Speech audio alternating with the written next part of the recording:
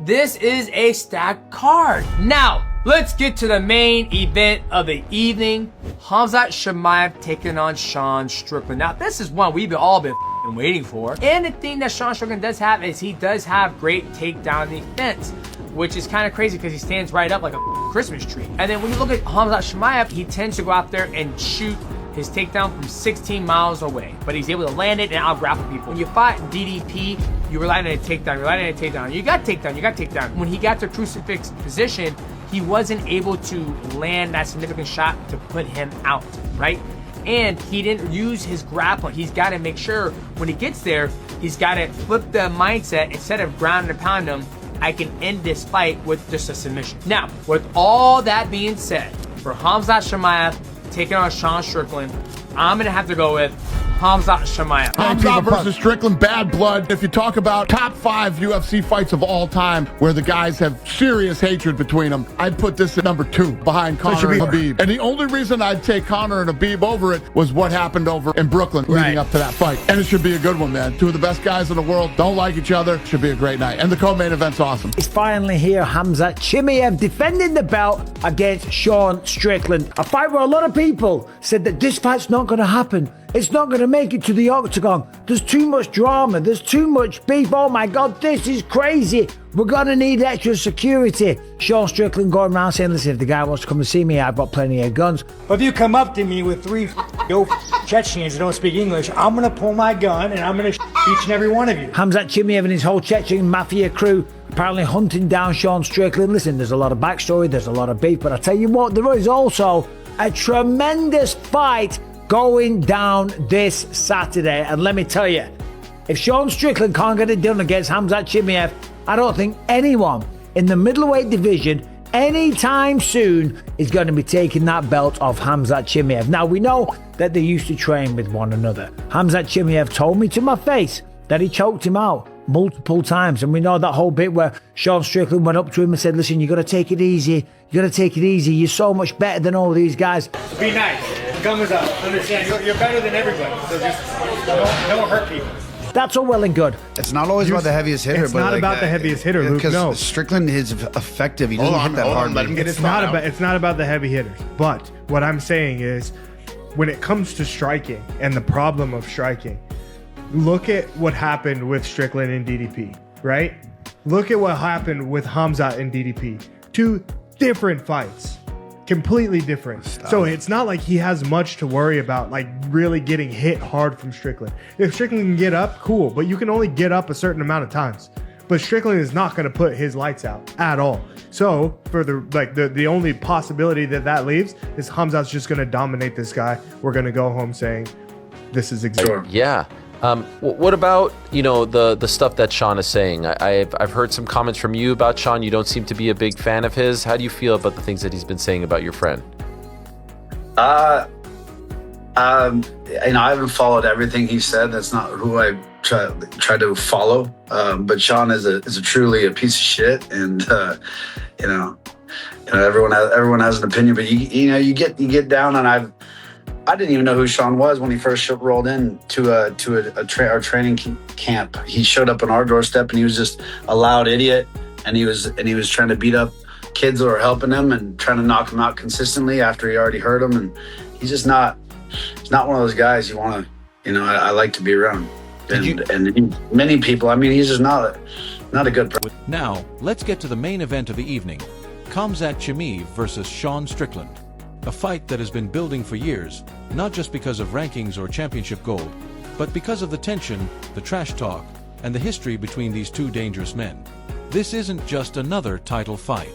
This feels personal. For months, fans have debated whether... But man strength, Sean Strickland's been training a long time. He's been training with elite people in the UFC for a long time. Sean Strickland has been around. He's got 30 wins, 12 KOs, 4 submissions, 14 decisions, 7 losses. Right now, he's 2-2 in his last 4. Now, his last fight with Anthony Hernandez, that's what we're going to get into here in a bit. February 21st went down. And remember, Fluffy was on a 7-fight win streak in the middleweight division. Sean Strickland TKO'd him in the 3rd round. He's taking on the Freak Show. He's taking on the absolute freak show, one of the scariest champions alive that there's ever been. I do believe that. Khamzat, 32 years old, in his absolute prime. The guy's huge. I mean, 6'2", he's giant. I don't even know how he even got close to making welterweight in the past. I don't think he even made welterweight. So this fight would even happen. There was too much drama, too much chaos, too much hatred. People questioned whether security could even keep things under control during fight week. Sean Strickland made wild comments. Khamzat fired back. Stories started spreading online about training room wars, threats, and old grudges from their days at Extreme Couture. And now, after all the build-up, they're finally about to step into the octagon together. But once the cage door closes, none of the interviews matter anymore. None of the social media posts matter. What matters is skill, pressure, cardio. Now we know Khamzat is a force of nature. The wrestling is ridiculous. The power in the hands is phenomenal. The gas tank seems to have been solved, okay? Against Dricus, he went 5 rounds. However, caveat, he took down Dricus and he led on top of Dricus. I'm not saying he led on top of him just stalling. He was trying to finish. He was looking for submissions. He was putting him in a crucifix and trying to drop little elbows, and Dricus was burying his head and stuff like that. That kind of pace though, where you're stifling someone on top, is not the same as being on the feet and engaging in a war 4 or 5 rounds. They're two very, very different things. And Sean Strickland, if he has the ability to stop the takedowns, which by the way, he is very confident that he will. Composure, and who can break the other man first. And stylistically, this matchup is fascinating. Sean Strickland has one of the strangest striking styles in the UFC. He walks forward with minimal movement, stands tall, throws that constant jab, and somehow makes elite fighters uncomfortable. It doesn't look flashy. It doesn't look explosive. But it works. Time after time, Strickland drags fighters into his pace and frustrates. Well, if he can survive the first round or two, and it's such a cliched expression, but if Sean can survive the first round or two, never mind any of the emotions, or if he goes out there and doesn't fight an emotion, Strickland's always emotional. Khamzat's always emotional, and Khamzat's had some devastating performances, whether it was knocking out people with one shot, whether it was picking up Li Jingliang and having a conversation with Dana White saying, I'm going to kill everybody, or whatever it was. I'm coming for everybody, kill everybody. Or fighting Kamaru Usman and Gilbert Burns and slowing down dramatically, right? They weren't phenomenal performances, but the other ones were. But that did show a weakness, them for 5 rounds. The biggest surprise about Sean's game is probably his takedown defense. For a guy who stands upright and pressures constantly, you'd think he'd be easy to take down. But he's not. He's incredibly hard to control for long periods. Even when opponents get him down, he finds ways to scramble back up, create space, and return to striking range. That ability could become the most... These guys have talked themselves into something. I mean, these guys have talked themselves and convinced themselves that they are rivals, that they have a feud. But if we back this up to its genesis, which is Extreme Couture in the practice room, Chimaev at 24 years old getting brought in and getting workouts. Sean is at that same gym, same practice time. In fact, I think that Sean was the one running the workouts. Eric Nixick was the head coach, but the specific class that Chimaev was coming to, I believe that Sean was the one that actually ran that class. Either way, there was no feud between them. They didn't have to be separated. They weren't just great workout partners that loved training together and were upset if a guy wasn't there, or the opposite. Right? There really wasn't a lot on it, and one day, Chimaev... Important factor in this fight. Because Khamzat Chimaev is a monster when he gets his hands on you. We've seen it over and over again. The pressure, the explosiveness, the chain wrestling. Khamzat shoots takedowns from ridiculous distances, but somehow he still lands them. Once he gets on top, it feels like the entire fight changes instantly. He's crushing, suffocating, attacking submissions, smashing with ground and pound, and forcing opponents into survival mode. Against finally got, okay, Sean Strickland is now the #1 contender. By the way, Chimaev is the champion. Chimaev got the belt from the guy that took the belt from Sean Strickland. We got a nice little round robin, and competition says these two have to match up. And that's how we got here. We didn't get here because of some kind of hate or hostility. We didn't get here because of some grudge. Something that wasn't buried and put behind us in the past. None of those things happened. So when we talk about we can't face these guys off, is the grudge really that big? Was the feud really that big? They used to train together. They agreed to fight 3 years ago. The fight didn't happen. They don't train together anymore. Here they are back fighting. Against most fighters, that pressure is too much. But Sean Strickland isn't most fighters. The big question coming into this fight is simple. Can Sean survive the early storm? Because almost everybody agrees on one thing.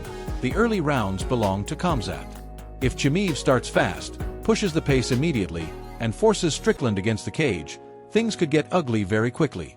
Fighters like Belal Muhammad have all Khalil about the camp and what do you think is going to happen at the fight, and then I'll do the same with you, Luke. Look, since day one, this fight was never about Strickland.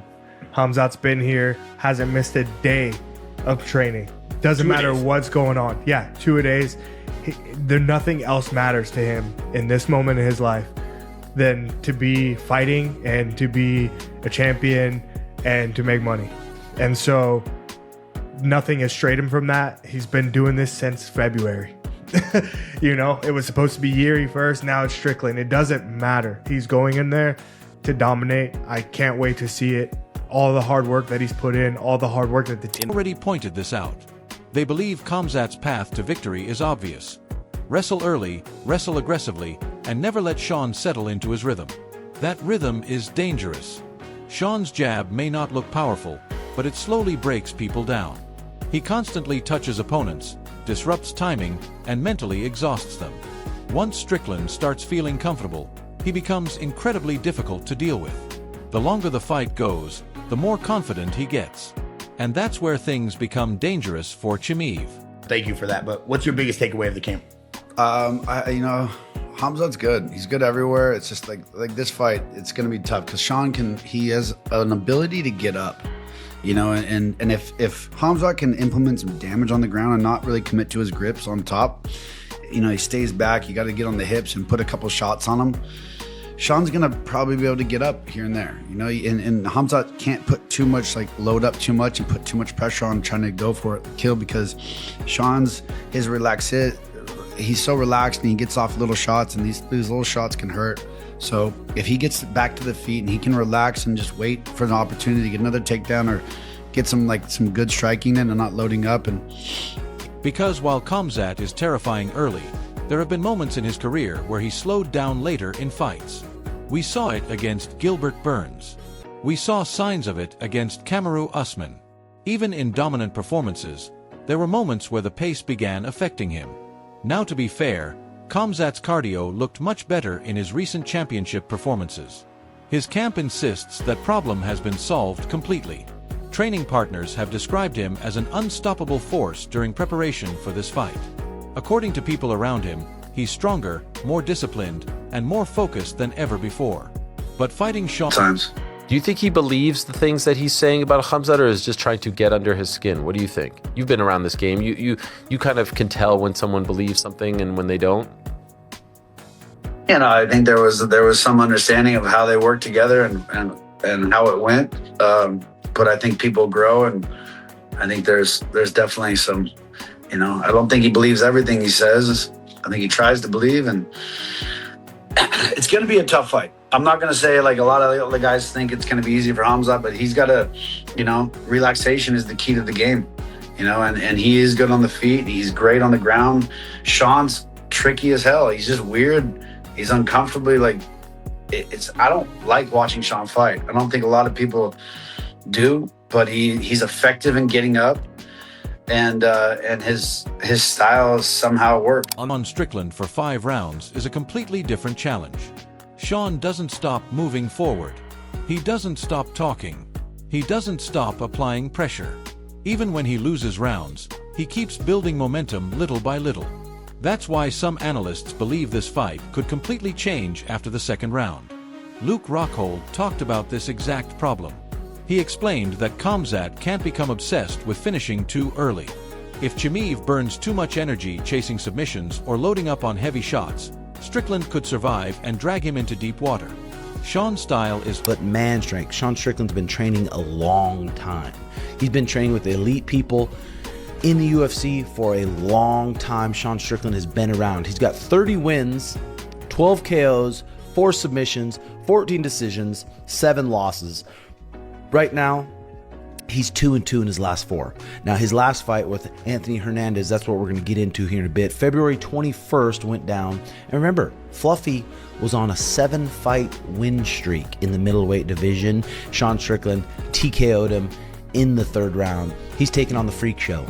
He's taking on the absolute Freak Show, one of the scariest champions alive that there's ever been. I do believe that. Khamzat, 32 years old, in his absolute prime. The guy's huge. I mean, 6'2", he's giant. I don't even know how he even got close to making welterweight in the past. I don't think he even made welterweight. The guy. Some believe the hatred between them is genuine. Others think it's exaggerated for promotion. Chael Sonnen even suggested that the rivalry may have been manufactured over time. According to him, when these two trained together years ago, there was no major issue between them. They were simply teammates trying to improve. But over time, the narrative changed. Both men became stars. Both became contenders. And eventually, their paths collided for the championship. Now the tension feels real. Every interview feels hostile. Every face-off feels... Hoping Chimaev walks through him. I'm hoping Chimaev, the wolf, dominates, which I think he will, and I hope he will. But regardless, let's do our breakdown. Keys to victory for Chimaev. You gotta wrestle. You gotta wrestle early, you gotta wrestle fast. You can't wait. Fluffy kind of waited. Strickland get into his rhythm of jabbing, and then adding that cross in, a sneaky little cross. So for Chimaev, I think you shoot in early. We see where he is. We've seen him get taken down by Duplessis, who now we know has terrible wrestling. And we've seen him get taken down by Usman when he was at 170 and dominated on the ground. Your ground game is way better.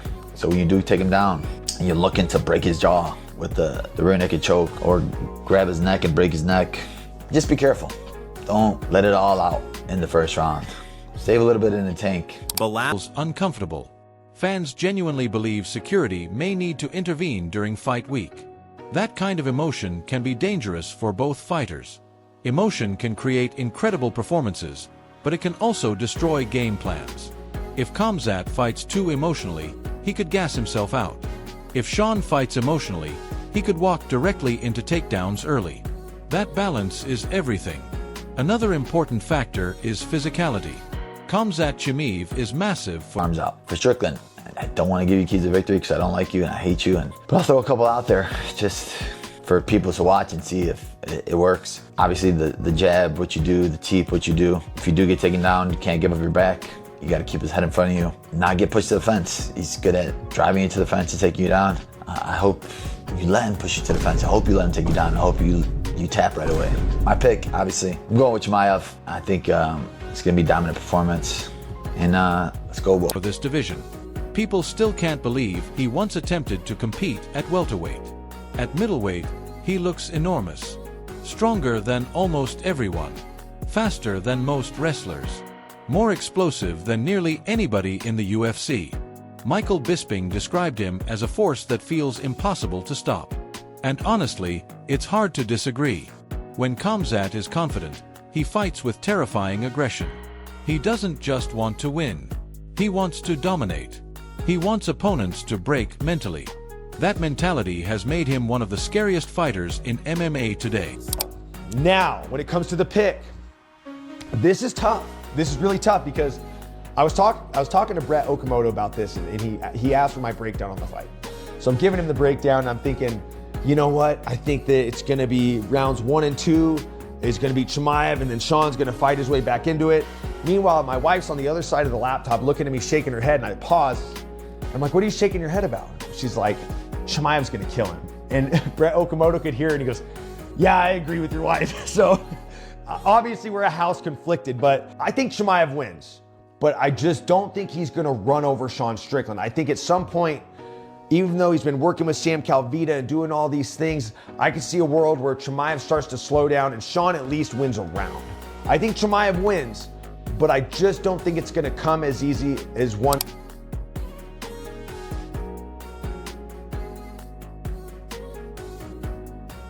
Will Khamzat Chimaev continue his reign of dominance and prove he's the unstoppable king of the middleweight division? Or will Sean Strickland shock the world once again with his pressure, toughness, and impossible-to-understand style? We're finally about to find out.